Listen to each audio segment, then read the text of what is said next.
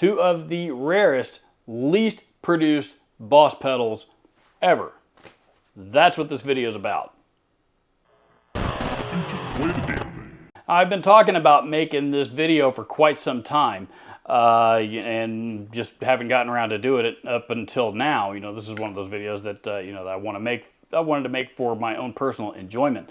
And the reason why is because if you follow this channel at all, you know I'm a die-hard fan of Boss pedals, and I own many of them, many Boss pedals.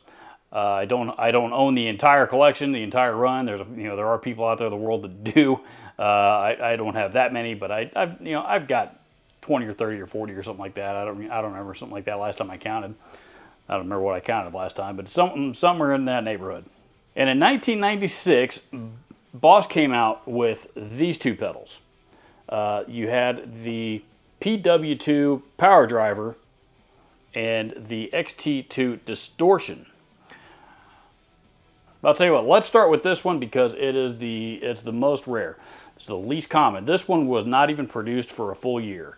This one was produced from about mid-1996 until early mid-1997.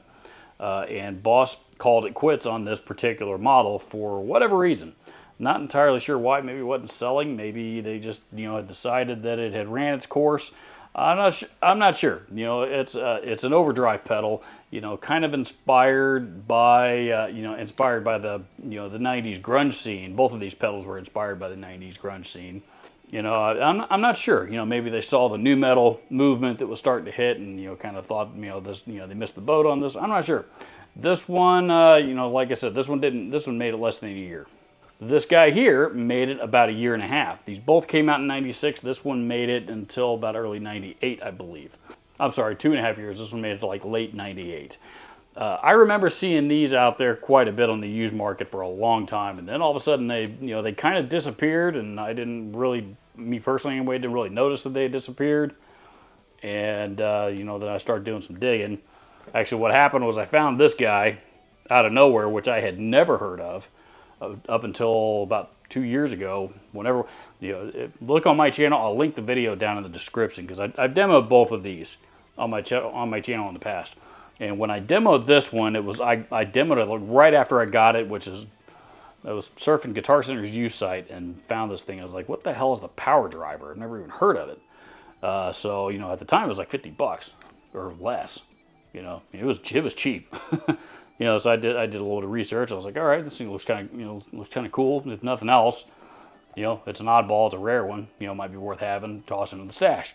Like I said, this one on the other hand, I remember seeing out there in the wild quite a bit, and then all of a sudden it just kind of disappeared and fell off my radar. And then all of a sudden started to creep back up onto the used market a little bit more often when suddenly this one started to get, to gain some traction. It's weird. I bought both of these. I think I paid, like I said, around $50 for this one used. I think I paid around 70 or 80 for this one. I found this one from an eBay seller over in Japan. They weren't a whole lot of money. Now, that was again a couple of years ago. They've since gone up. This one's now selling for right now anywhere between 140, 160 bucks, and this one's going for between 140 and 200 bucks. So, I'm sure chalk a little bit of that up to inflation, but some of that is, all of a sudden they're gaining in popularity on the used market and starting to get expensive. Old Boss pedals do that, and like I said, these are more than, these are going on 30 years old now. So, like I said, we're going to do a quick shootout with them and play a quick track.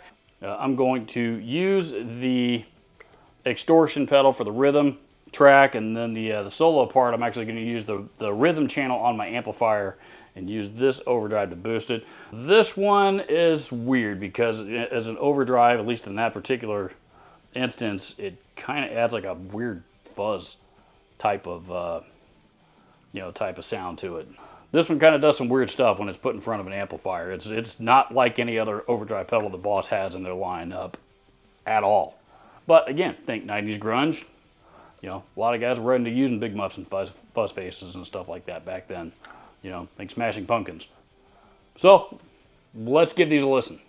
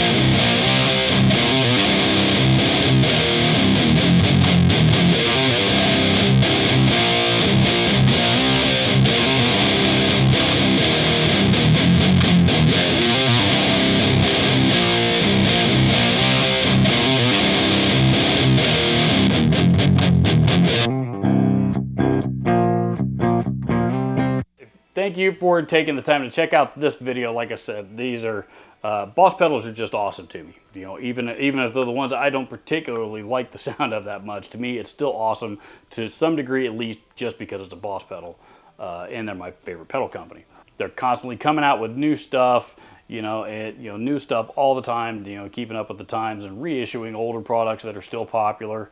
They're just a great company. They listen to what people want and they do their best to try to make that happen and succeed most of the time. But these are two of Boss's forgotten gems. If you're the kind of player that's inspired by weird guitar sounds, like not traditional guitar sounds, be it weird oddball modulation effects or tones or whatever it is, these are both pretty oddball sounding drive pedals. You know, this is an oddball sounding distortion by today's standards anyway. This is a real oddball sounding overdrive. If that sounds like you and you like what you heard in this video, you need to go track down these two pedals. And you need to hurry because one, like I said, they're awesome, and two, before they get any more goddamn expensive. Comment down below, let me know your thoughts on these things because I'm always curious to hear what other people think about these pedals and what they use them for. Adios.